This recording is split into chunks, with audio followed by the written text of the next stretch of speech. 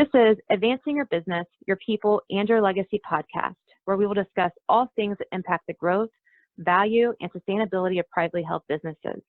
This podcast is produced by the Rawls Group Business Succession Planners, and I am Kendall Rawls, your moderator.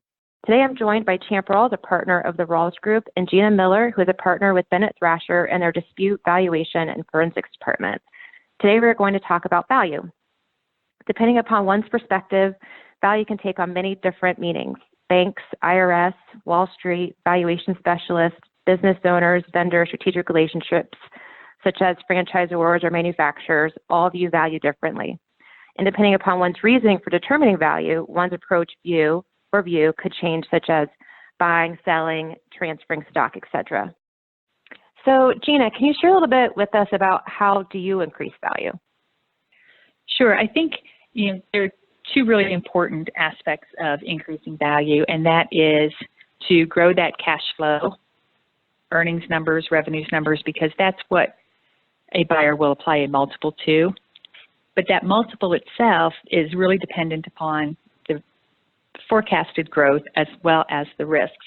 So Champ was just talking about how management is very important for the company. We look at management, also the depth of management in determining what multiple should be, but also the dependence upon the owner. So I work with a lot of business owners, and they're really happy to say they built this business from the ground up and it just wouldn't operate without them as part of it. However, that's not a good thing when you're looking to sell your business. The buyer wants a company that will operate without the owner in it, hence the sale of the business. So that's one thing we look closely at. We also look closely at customer concentration. Great that you have a significant customer that you've had this long-term relationship with, but if it accounts for more than 10 or 20% of your revenue and they're not under any sort of contract, there's a big risk there that sale of the company, you may lose that customer. Other things we look at are, lack of diversification of product, could be a huge risk, lack of documentation of your processes. I think they probably go on and on. There are a lot of risk factors that we try to make note of, and then when we talk about accelerating the value, really try to mitigate those risks. Well, and I think that the succession planning perspective of building value really just kind of talks to what you were just talking about, Gina, and the fact that if you do not look at all factors of your business, and we work with a lot of business owners who are the special sauce, and we have to sit there and tell them that beyond you, if you don't develop or train somebody, a successor who also has the special sauce, the value of your company goes with you. And I think as you were touching upon the processes and procedures, what makes you special compared to the next business down the street that does or sells the same thing?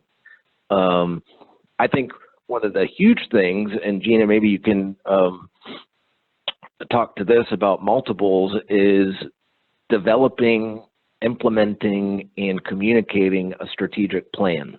Where are you going? When you were talking about how fast industry and economy moves today, I think you touched on it perfectly. If you have one customer base, they might have made you a lot of money and been a very loyal customer, but diversification, different communities, industries. What's your strategic plan to develop the second, third, fourth layer of income and growth for your company? And I think those are the places where we go. If you put that on paper in front of an evaluator and say, this is our plan, that inevitably is going to increase value because everybody is on board that there's a future for this company. I agree, Champ. I think that having a strategic plan in writing is great. I wish more of my clients had that because it does. We're looking at the projected cash flows. We're looking at the potential growth of the company, and that has a huge effect on the value of the business. And then when the business is actually, when the owner is working with the business broker or investment banker and they're actually marketing the business, that story goes a long way, and it'll be in that memorandum that's shared. to let that business owner know exactly what that strategic plan is, that potential buyer.